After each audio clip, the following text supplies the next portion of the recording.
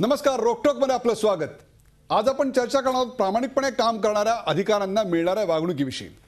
आपल्याला नेमून दिलेलं काम प्रामाणिकपणे आणि चोख पार पाडणं हा जर एखाद्या सरकारच्या दृष्टीनं गुन्हा असेल तर IAS अधिकारी दुर्गा शक्ती नागपाल यांनी उत्तर प्रदेशात फारच मोठा गुन्हा केला।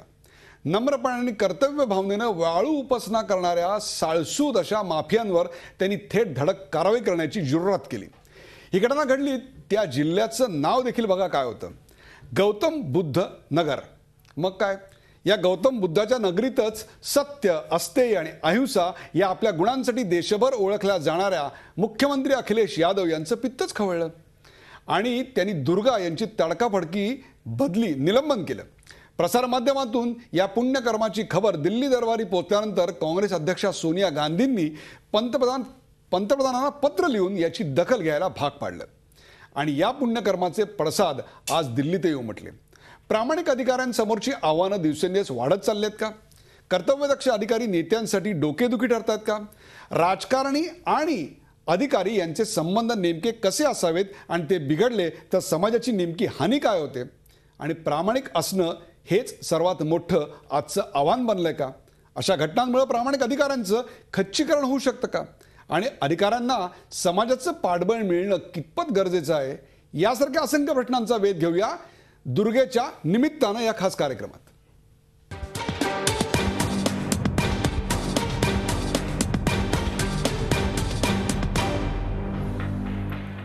दुर्गेच्या निमित्तानं या कार्यक्रमाला सुरुवात करण्यापूर्वी पाहूया या विषयावरचा एक खास रिपोर्ट। उत्तर प्रदेशमधील गौतम बुद्ध नगर जिल्ह्यातील वाळू माफियांवर धडक कारवाई करण्याची हिंमत महिला IAS अधिकारी दुर्गा शक्ती नागपाल यांनी दाखवली। त्याचं बक्षीस म्हणून की काय, मुख्यमंत्री अखिलेश यादव यांनी दुर्गा शक्ती यांनाच तडकाफडकी निलंबित केलं। त्यांच्या निलंबनामुळे उत्तर प्रदेश सरकारवर टीकेची झोड उठतीये। काँग्रेस अध्यक्ष सोनिया गांधी यांनी देखील या प्रकरणी पंतप्रधान डॉ. मनमोहन सिंग यांना पत्र पाठवलं। दुर्गा शक्ती यांच्या निलंबनाच्या कारवाईचे पडसाद आज संसद अधिवेशनाच्या निमित्तानं राजधानी दिल्लीतही उमटले। पंतप्रधान डॉ. मनमोहन सिंग यांनाही त्यात लक्ष घालावं लागलंय।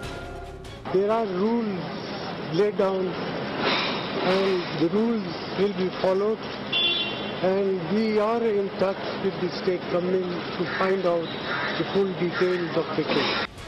पण एवढं सगळं झाल्यानंतर माघार घेतील ते यादव कुटचे?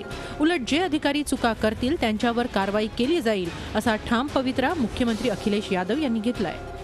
देश में जाने कितने कभी SDM सस्पेंड हुए होंगे और पुरानी सरकार ने तो जाने क्या क्या कराया था, जाने क्या क्या पुरानी सरकार ने किया था।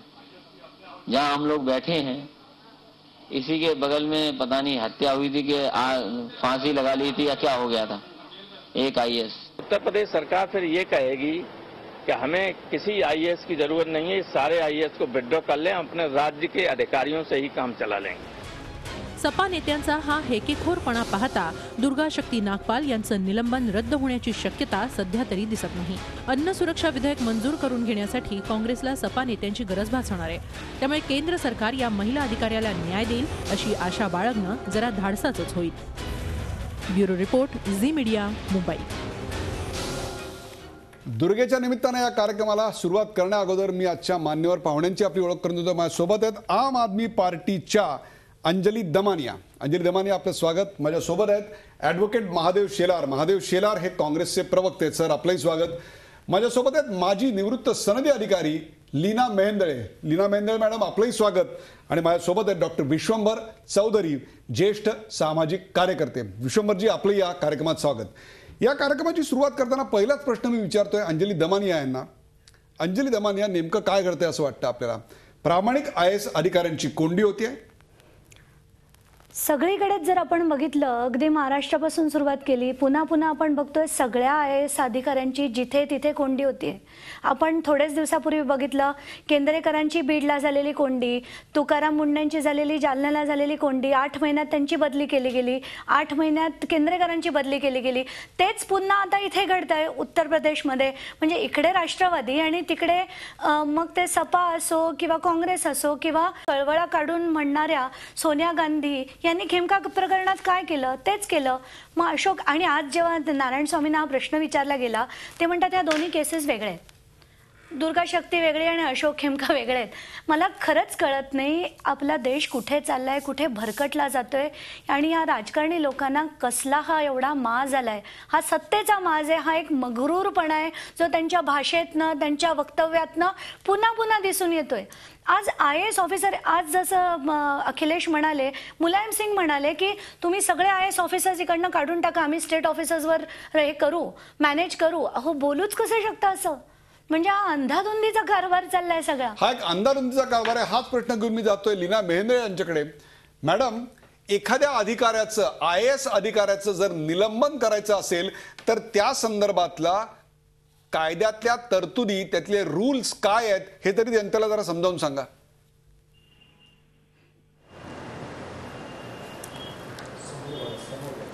लीना मेहेंद्रे, माझा आवाज तुमच्यापर्यंत येतोय?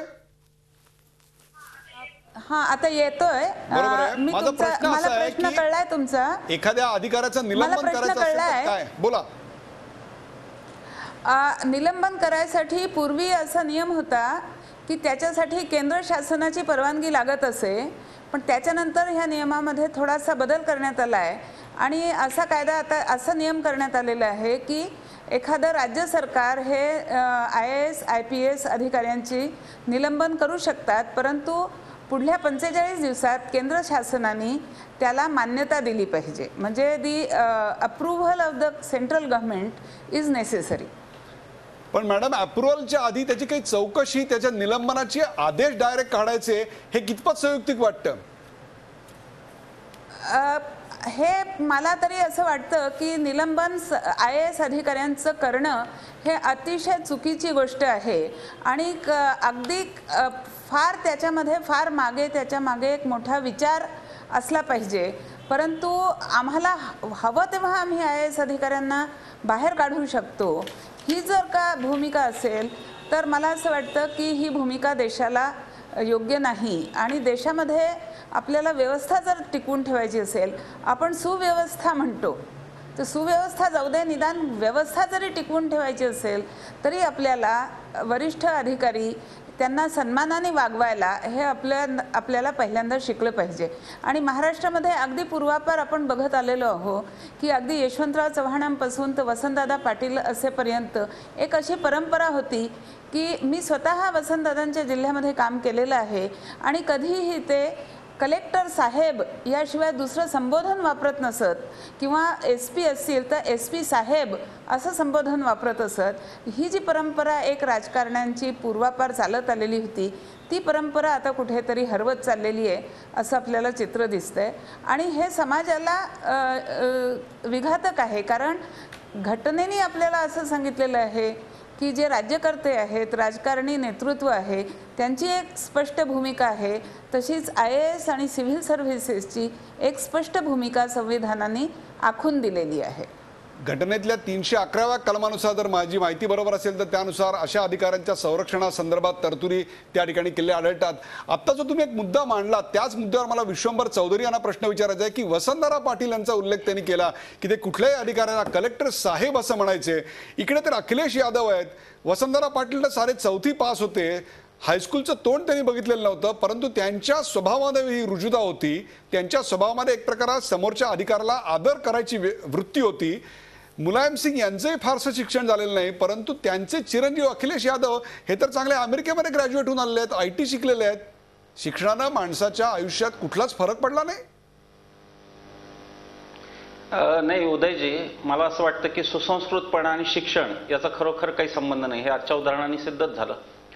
ॲक्च्युली खरं जर पाहायला गेलं तर अखिलेश यादव ही माजलेल्या नेतृत्वाची दुसरी पिढी आहे समाजवादी पक्षामध्ये. म्हणजे मुलायम सिंग ही पहिली पिढी, ज्यांनी फक्त मंडल कमंडलच्या राजकारणावर त्यांची कधी व्याप्ती गेलीच नाही आणि फक्त जातीच्या राजकारणाशिवाय त्यांना कुठला आधारही दुसरा नव्हता. तर त्यांची ही दुसरी पिढी आहे. त्यामुळे या दुसऱ्या पिढीकडून बेटे से म्हणजे बाप से बेटा सवाई हे आपल्याला सिद्धच झालं.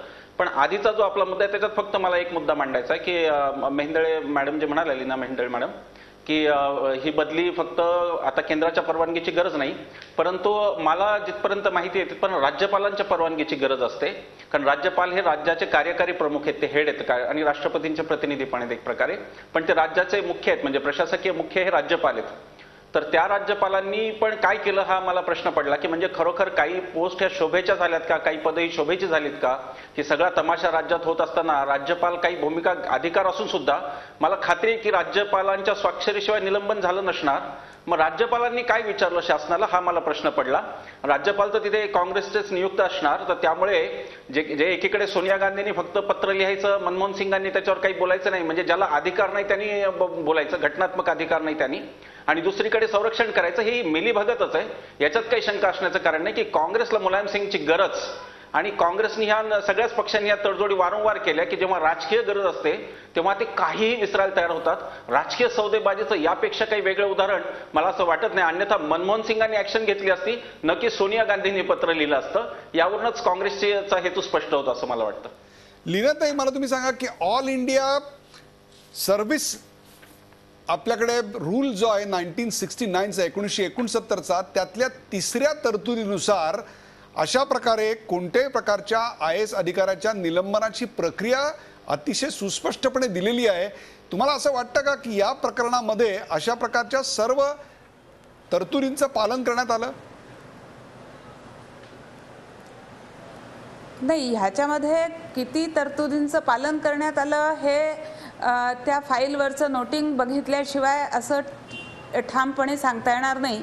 परंतु वरकरणी जे असं दिसतं, जे आपण वर्तमानपत्रात किंवा मीडियामध्ये जे काही रिपोर्ट्स बघतो, ते रिपोर्ट्स असंच सांगतात की जे मुख्यमंत्र्यांनी जे कारण सांगितलं की आम्हाला त्या ठिकाणी जातीय तणाव निर्माण होईल अशी भीती वाटत होती, तर ते कारण चुकीचं आहे असं वारंवार सगळा मीडिया आणि वर्तमानपत्र हे सांगतायत की जातीय तणाव तिथे होता असं कुठेही न्यूजपेपर म्हणजे असं कुठेही पोलिसांच्याकडून जे आपल्याला गुप्तचर खात्याकडून जी काही वेळोवेळी साप्ताहिक किंवा दैनंदिन अशी एक गुप्त वार्ता मिळत असते, त्याच्यामध्ये असं कुठेही रिपोर्टिंग नव्हतं.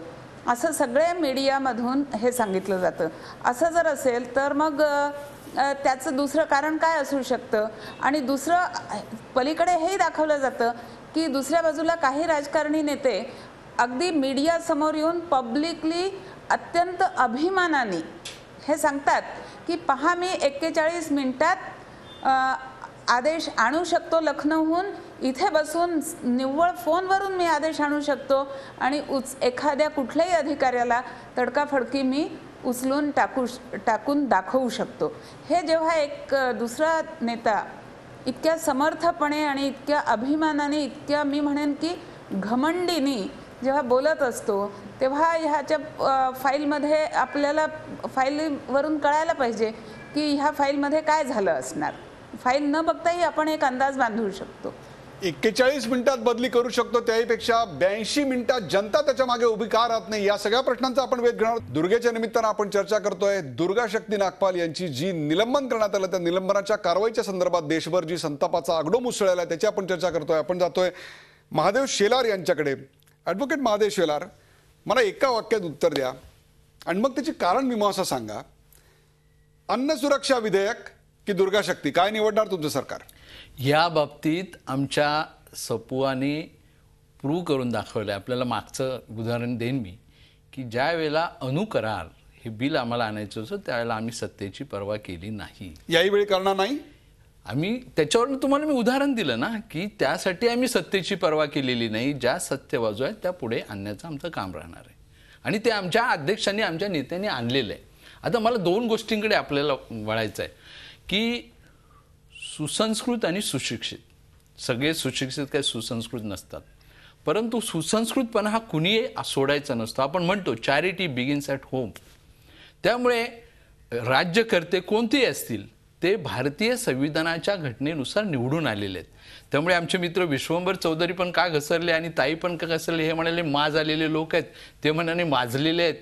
त्यामुळे हा कुठेतरी संस्कृतपणा जपावा, कारण लोकशाही काय म्हणायचं काय त्यांना नाही. या बाबतीत नाही, चांगले शब्दही आहेत ना या बाबतीत. काय सांगा, काय शब्द सगळे सौ घोडे सगळ्या अधिकाऱ्यांना IAS अधिकाऱ्यांना परत पाठवा, या विधानाला तुम्ही काय म्हणाल? नाही, या पण सगळ्यांनाच माज आलाय किंवा सगळेच माजलेले आहेत ही जी विधान आहे ते सुसंस्कृतपणाचं लक्षण वसंतराव पाटील इतरांना आदर देऊन बोलायचे, तसे आजचे राजकारणी बोलतात नाही, बोलतात ना.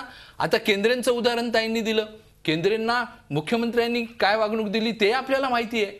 त्यामुळे सगळ्यांनाच सारखं एका मापात मोजणं हे काय योग्य वाटलं नाही मला. हे मला आपल्या निदर्शनाला द्यायचं होतं. मला अंजली त्यांना विचारायचं मला याच्यावर जरा पुढे टिप्पणी करायची आहे. जे ते म्हणाले अगदी खरंय, म्हणजे सगळेच तसे नाहीत पण 99% तसेच झाले आहेत ना. आज आता आपण म्हणतो की शरद पवार त्या म्हणजे जसं अजित पवार बोलतात तसं शरद पवार कधीच बोलले नव्हते. पण त्याचा अर्थ नाही की लोकांच्या मनात त्यांच्याबद्दल मान आहे. आता पृथ्वीराज चव्हाणांबद्दल सगळ्यांच्या मनात आदर आहे, त्यात शंकाच नाही. पण केंद्रेकरांच्या वेळेस जेव्हा त्यांना येऊन दिलं जात नव्हतं, 3 दिवस तिथे सतत आंदोलनं होत होती, लोकांचा दबाव आला, आमच्या सगळ्यांचा दबाव आला, लोकांनी तिथे अक्षरशः स्वतःला जाळून घेण्याचा प्रयत्न केला, तेव्हा पृथ्वीराज चव्हाणांनी घेतला तो निर्णय. जेव्हा त्यांच्या डोक्यावर तिकडे सुरेश धस बसलेले होते, जयदत्त क्षीरसागर बसलेले होते, 6 राष्ट्रवादीचे लोक जेव्हा बसलेले होते, तेव्हा त्यांना तो निर्णय कंपल्सरीली घ्यावा लागला. म्हणजे कुठेतरी त्यांनी आपण केलेली गोष्ट नाहीये. प्रामाणिकपणे काम करणाऱ्या IAS अधिकाऱ्यांच्या बदलीसाठी, निलंबनासाठी प्रचंड मोठ्या प्रमाणावर राजकारण्यांवर दबाव येत असतो आणि अनेकदा राजकारणी त्यासमोर झुकत असतात.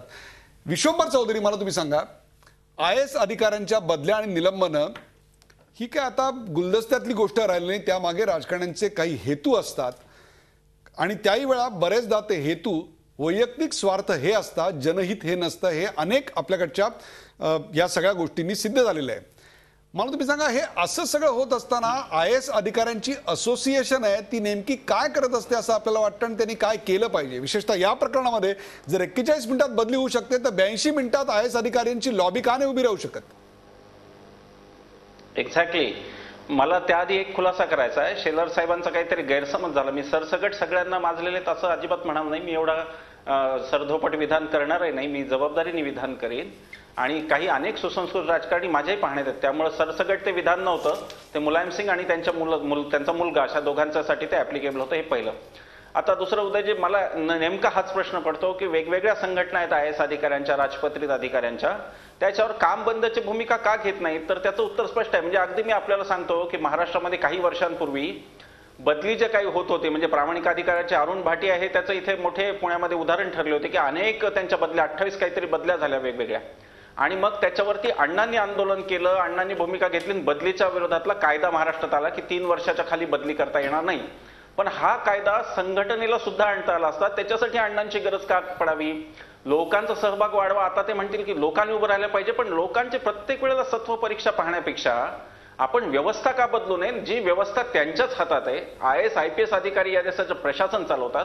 दुर्दैवाने ते संवेदना शून्य आहेत, हे आपल्याला माहिती आहे. आणि कुठेतरी जास्तीत जास्त अधिकाऱ्यांची, लीनाताईंच्या सारख्यांबद्दल मला आदर आहे, त्या खूप चांगल्या अधिकारी. हा मुद्दा मला मान्य नाही. येतोय हा मुद्दा मला मान्य नाही की कुठे ना कुठे, मी हे म्हणतोय की कुठे ना कुठे IAS किंवा इतर अधिकारी सुद्धा हे कुठे ना कुठे त्यांचे खरं म्हणजे एक प्रकारे राजकारण्यांचे उपकार घेत असतात बदलीच्या बाबतीत वगैरे. ताठ करण्याचे असे 20% अधिकारी प्रशासनात, 30% आजही असतील. त्या पर्सेंटेजवर मतभेद होऊ शकतो, परंतु काही अधिकारी हे तद्दनपणे ताटाखालचे मांजर झाले. याचं एक ढळढळीत उदाहरण मी आपल्याला देईन. पुण्यामध्ये लवासाच्या प्रकरणामध्ये अनेक जिल्हाधिकारी आले गेले, कोणी भूमिका घेतली नाही. राज्यातले असे अनेक प्रश्न आहेत. आदर्शबाबत राजपत्रित अधिकाऱ्यांची, IAS अधिकाऱ्यांची काय भूमिका आहे हो? राज्यातल्या महत्वाच्या प्रश्नांवरती IAS संघटनांनी काय भूमिका घेतल्या आणि त्याचं जाहीर वाच्यता कुठे केली? सुनील केंद्रेकरांच्या बदलीच्या वेळेला किती IAS लोक उघडपणे समोर आले. तुम्हाला फार मोठं सपोर्ट आहे, कॉन्स्टिट्युशनल तुमचा एक प्रकारे तुम्हाला कॉन्स्टिट्युशनल इम्युनिटी दिलेली आहे, संरक्षण आहे, तुमच्या भोवती सुरक्षा कवच आहे. TN शेषन म्हणत असत की हिम्मत आहे तो फाईल पे हुकूमत चलाइये, आणि कोणी राजकारणी हिम्मत करत नसे त्यांना जायचा. राजकारण्यांची ही हिम्मत कशी होते की ते अधिकाऱ्यांना ओव्हररूल करतात, त्या अधिकाऱ्यांवर प्रेशर टाकतात, दबाव कसा येतो? चांगले अधिकारी 20-25% त्यांच्याबद्दल आदर राखून, बरोबर, याच्यावर निश्चित बोलायचं असेल. आणि त्यांना बोलण्यापूर्वी एक अतिशय महत्वाची माहिती उत्तर प्रदेशात बंदी आपल्या सगळ्यांना देतो, ती म्हणजे गेल्या 16 महिन्यात अखिलेश यादव, अमेरिकेमध्ये ITचं शिक्षण आणि व्यवस्थापनाचं शिक्षण घेतलेला अखिलेश यादव यांच्या कार्यकालामध्ये सुमारे 800 IAS अधिकाऱ्यांच्या बदल्या झाल्या 16 महिन्यामध्ये. म्हणजे महिन्याला जवळपास त्यांच्याकडे 50 पेक्षा जास्त बदल्या होत होत्या. त्यातल्या काही IAS अधिकाऱ्यांच्या, त्यातल्या 43 IPS अधिकाऱ्यांच्या त्यांच्या करिअरमध्ये 40 पेक्षा अधिक वेळा बदल्या झाल्या. म्हणजे जर आपण राजकारण्यांना सोयीस्कर अशी भूमिका घेतली नाही तर जास्तीत जास्त काय होऊ शकतं, तर आपली बदलीच तर होऊ शकते ना. यापेक्षा सुद्धा राजकारण्यांना जे IAS अधिकारी समोरासमोर जाऊन भेटतात त्यांची अवस्था नेमकी काय होते आणि काय केलं पाहिजे, याहीपेक्षा सुद्धा जे अधिकारी चांगले काम करतायत त्यांच्यावर सरसकट असे आरोप करता येतील का, या सगळ्या प्रश्नांविषयी आपण नीला मेंदळे यांना विचारणार आहोत. एका ब्रेक नंतर कुठेही जाऊ नका, पाहत राहा झी 24 तास. आपण पाहताय दुर्गेच्या निमित्तानं.